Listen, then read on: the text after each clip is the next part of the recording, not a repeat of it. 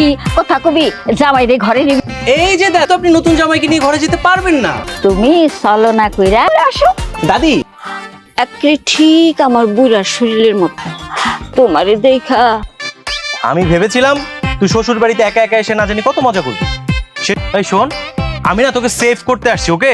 আমি তোর সাথে যদি না আসতাম না, পকেট ফাঁকা করে ফেলতো। তুই আমাকে কি সেভ করতে পারলি?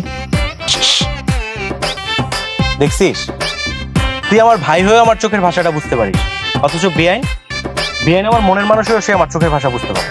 আমার মনে হয় কি জানিস, বেআইন আমার মনের ভাষা ঠিকই বুঝতে পারে, কিন্তু প্রকাশ করে না।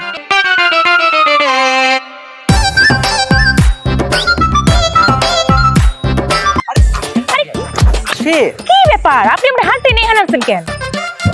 বেআইন, সত্যি কথা বলতে আমি না আপনার কথা সত্যি বলছি, বিশ্বাস করেন, আমি মন থেকে বলতেছি। আপনি অসাধারণ একটা মেয়ে, মনে হয় কোনো আসমানের ফুল। আপনি কি আমার মনের আকাশে উড়বেন? আমার মনের আকাশ কিন্তু খোলা আছে।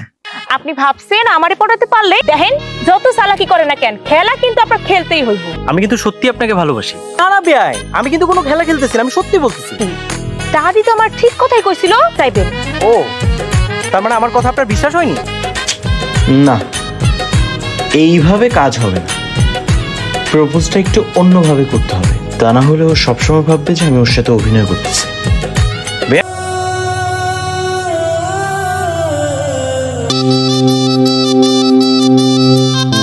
দাদিতে কইতাছি এগুলো যদি পাইডা খাউন তা আপনার কলিজাটা ঠান্ডা করে আমার লাভটা কি? ওরে বাপ রে বাপ, মানে আপনি আমাকে গাছে তুলবেন, তারপর আমি ডাবগুলো পেরে দিব, আপনি নিচ থেকে নিয়ে দৌড়ে পালিয়ে যাবেন, তাই তো? এইসব কাজে আমি আপনার সেটা না হয় বুঝতে পারলাম, আপনি আমাকে একা রেখে ডাব খাবেন না। ঠিক আছে বেআইন, কিন্তু আপনি কিন্তু আমার সাথে কোনো প্রকার চালাকি করতে পারবেন না, ওকে?